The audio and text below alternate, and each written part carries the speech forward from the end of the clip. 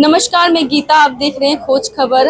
आज हम हैं नई दिल्ली के कॉन्स्टिट्यूशन क्लब ऑफ इंडिया में। यहाँ पर SC ST OBC का जो है बड़े पैमाने पर एक प्रोग्राम रखा गया है। उसमें प्रोग्राम में काफ़ी लोगों ने शिरकत की है। हमारे साथ है राकेश कुमार जी, जो कि एक्स काउंसलर रहे हैं। ये बखूबी जानते होंगे कि सरकार किस तरीके से काम करती है और क्या क्या जो है वो काम नहीं भी करना चाहती है आज की डेट में, जिस तरीके से चल रहा है। सर, आप पूर्व काउंसलर भी रहे हैं, क्या लगता है जिस तरीके से देश में हो रहा है, एग्जाम हो रहे हैं, बच्चों के पेपर लीक हो जा रहे हैं, जैसे कि अब नीट का ही देख लीजिए आप, या फिर यूपी में जो पुलिस के एग्जाम जो निकले थे, भर्तियां निकली थी, उसमें भी देख लीजिए पेपर लीक हो रहे हैं। कहें तो हम दिल्ली में, जो दिल्ली जो है वो केंद्र शासित राज्य है, हमारे जो मोदी जी हैं वो प्रधानमंत्री हैं, यूपी में कहें तो उन्हीं की सरकार है। सर, पेपर लीक कैसे हो जा रहे हैं? नहीं, पेपर लीक तो देखिए एक साजिश है, और जैसा कि देख रहे हैं पूरा घोटाला सामने आ गया है। देश के लिए बड़े शर्म की बात है, और इसमें कहीं ना कहीं सत्ता पक्ष का कहीं ना कहीं इन्वॉल्वमेंट है। और जो अब तो ये मामला ओपन हो गया है, लेकिन बच्चों के भविष्य का सवाल है। जो बार बार पर्चे लीक होते हैं, बार बार चुनाव क्या कहते हैं, हमारे परीक्षाएं रद्द होती हैं, इससे बच्चों का ही नुकसान होता है। और जहाँ तक अग्निवीर योजना का है, उसके अंदर बहुत अच्छी योजना तो है नहीं अग्निवीर योजना, उसका भी हम लोग विरोध करते हैं। और जो ये नीट का जो घोटाला है, हम चाहते हैं कि ये घोटाला दोबारा ना हो। इसकी जांच भी अच्छी होनी चाहिए, और इसमें जो दोषी लोग हैं उनको सजा भी अच्छे से मिलना चाहिए। देखिए, पूरे देश में हमारे जो सवाल हैं, बहुत बड़े सवाल हैं। हमारे लोगों की भर्तियां नहीं हो पा रही है। SC ST OBC इन लोगों को भर्ती करने से रोका जा रहा है। रोस्टर सिस्टम हमारे खिलाफ है, रोस्टर सिस्टम को भी नहीं अपनाया। रोस्टर सिस्टम जो है उसके अंदर भी धांधलेबाजियां हैं। मैं दिल्ली यूनिवर्सिटी के अंदर भी मेरे को अक्सर लोग बुलाते हैं, वहाँ मुझे बार बार यही लगता है, वहाँ पे बार बार यही सुनने में आता है कि एक तो जो पोस्टें भरी जाती हैं वो सिर्फ RSS के लोग, जो RSS के दफ्तर से जिनकी अप्रोच आती है उन्हीं को लिया जाता है। उसके अंदर कोई ऐसा नहीं कि परीक्षा ही पास करके आ रहा है बंदा, उसमें अप्रोच से बंदे भर्ती हो रहे हैं, चाहे प्रोफेसर है, लेक्चरर है, और चाहे नीचे की पोस्टें हैं क्लरिकल लेवल की। तो सब ये RSS के माध्यम से क्या कहते हैं वो लगाई जा रही है। और हमारा जो बैकलॉग है वहाँ पर आज भी वैसा का वैसे ही है, उनकी भर्ती नहीं हो रही है। ये एक बहुत बड़ी साजिश है, और यही बहुत बड़ा अन्याय है हमारे साथ, हमारे बच्चों के साथ। तो सर, अभी आपने यूपी का भी एक बहुत ही जो है चर्चा में है मुद्दा कि नेम प्लेट लगा लीजिए, है ना सर, जितने भी कांवड़ी आ रहे हैं इस वजह से। तो क्या कुछ कहना चाहेंगे? सुप्रीम कोर्ट के आदेश के अनुसार वो बंद भी कर दिया। सुप्रीम कोर्ट ने तो देखिए बहुत अच्छा डिसीजन दिया है, लेकिन ये मोदी सरकार है और उत्तर प्रदेश में योगी सरकार है। दोनों ही सरकारें, आप जानते हैं क्या कहते हैं, दोनों ही सरकारें सांप्रदायिक विरोधी सरकारें हैं, मुस्लिम विरोधी सरकारें हैं। सभी लोग जानते हैं इसके अंदर, और वो पहले भी कह चुके हैं कि हमें उन लोगों का ध्यान रखना चाहिए जो कपड़ों से पहचाने जाते हैं। उनकी तो मानसिकता देखिए, मैंने कहा कि नफरत की राजनीति करने वाले ये लोग हैं, और मुस्लिम विरोधी हैं, दलित विरोधी हैं, और इसलिए जो उनकी मानसिकता है वही काम कर रहे हैं। लेकिन सुप्रीम कोर्ट ने एक अच्छा डिसीजन देकर उनके ऊपर बड़ा करारा तमाचा दिया है सरकार इस निर्णय के ऊपर, और जो स्टेट की गवर्नमेंट है उसके ऊपर ये बहुत करारा तमाचा है।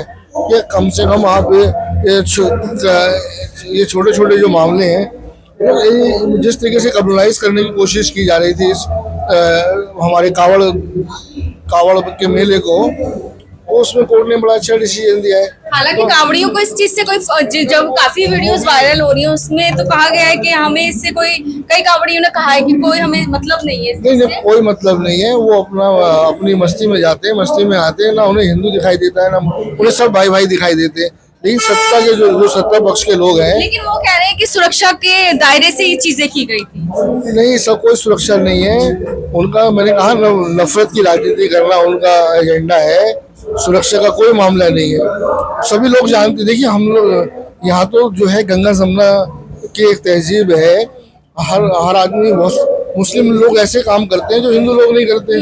अब जैसे चूड़ियां बनाने का काम है वो मुस्लिम लोग ही करते हैं, बनारसी साड़ियों का काम मुस्लिम ही लोग करते हैं, जो बेकरियां हैं वो जी, और जो बेकरियां हैं जो हम रोज सुबह नाश्ते में बिस्किट या वो सब बेकरियों से आता है, मुस्लिम लोग बनाते हैं, और भी पता नहीं क्या क्या बनाते हैं वो।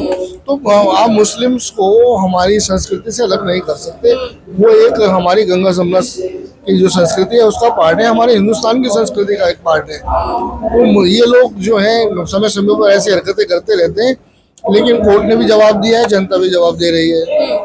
तो सर क्या लगता है कि जनता इन चीजों को समझेगी, और कहीं ना कहीं अब चुनाव भी आ रहे हैं, जैसे दिल्ली में भी आ रहे हैं अब चुनाव, नहीं जनता समझ रही है। देखिए भारतीय जनता पार्टी को काफी रोका है, ये संविधान विरोधी जो लोग हैं, मोदी सरकार एक संविधान विरोधी सरकार है, लोकतंत्र विरोधी सरकार है।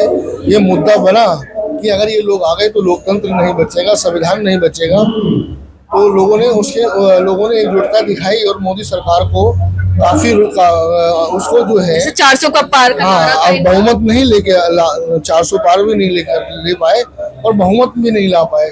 अभी भी ये लंगड़ी सरकार है, बैसाखियों की सरकार है, कभी भी गिर जाएगी। तो मोदी सरकार के लिए ये बहुत बड़ा चैलेंज है जो उन्होंने किया, उसका भुगतान वो कर रहे हैं, और करेंगे तो बिल्कुल साफ हो जाएंगे। और करेंगे तो बिल्कुल साफ हो जाएगा, आप कह रहे हैं ये चीज। लेकिन उनका तो कहना है कि बनेगी तो सरकार हमारी ही। नहीं देखिए वो हम कुछ भी हो जाए, देखिए मैंने कहा ना कि ये नफरत की राजनीति करते हैं, हमारे हिंदू कार्ड खेलते हैं, हमारे जो SC कोटे के लोग हैं, जो हमारे OBC के लोग हैं, वो नहीं समझ पा रहे हैं कि हम लोगों को ये मिसगाइड कर रहे हैं, हमारा लूज कर रहे हैं, हम लोगों को हिंदू के नाम पर ठग रहे हैं। बाकी तो हम अछूत हैं, अगर अछूत होते तो अगर हिंदू होते तो हम अछूत क्यों होते? कहने का मतलब यह है कि जो हमारी शेड्यूल कास्ट बिरादरियाँ हैं उनको समझना चाहिए, ये लोग मतलब क्या कहते हैं, बहरूपी हैं, जो हमें मुद्दों में बातों में फंसाकर हमारा वोट ठग लेते हैं, तो हमें 5 साल रोना पड़ता है। तो हमारा ये बात सच्चाई है कि हमारे लोग इस टाइम अभी मोदी जी के मोहजाल में फंसे हुए हैं और मोदी जी के हिंदुत्व के कार्ड में फंसे हुए हैं। आज हिंदुत्व को राष्ट्रवाद का रूप दिया गया है, जबकि हिंदुत्व राष्ट्रवाद नहीं है। राष्ट्रवाद तो हिंदू मुस्लिम सिख ईसाई इस देश की एकता और अखंडता में हमारे सर्वधर्म सद्भाव वाला मामला है। तो जाते जाते क्या संदेश रहेगा तमाम जो लोग हैं उनके लिए, क्या संदेश रहेगा? देखिए मैं तो अपने लोगों को यही पैगाम देना चाहता हूँ कि हमारी दलित समाज, दलित OBC ये लोग अगर इकट्ठे हो जाए तो इस देश में मोदी जी का नामो निशान खत्म हो जाए। अब जो इन्होंने RSS को भी इन्होंने कहा है कि जो सरकारी नौकर हैं वो RSS का मेंबर बन सकते हैं, तो इन्होंने एक और देश में ये आग लगा दी है। सारा देश जानता है कि महात्मा गांधी की हत्या RSS के लोगों ने की, नाथूराम गोडसे ने की, उसको बैन लगाया हुआ था। आज 58 साल बाद उस बैन को भी हटा दिया गया। अभी मैं एक जज साहब का एक कमेंट पढ़ रही थी, उन्होंने कहा कि RSS में अगर ज्वाइन कर लेने से क्या, वो पूर्व जज है जो RSS का बंदा, क्या हुआ फिर? वो राष्ट्र विरोधी ताकतें हैं। RSS जो RSS संगठन है वो राष्ट्र विरोधी संगठन है।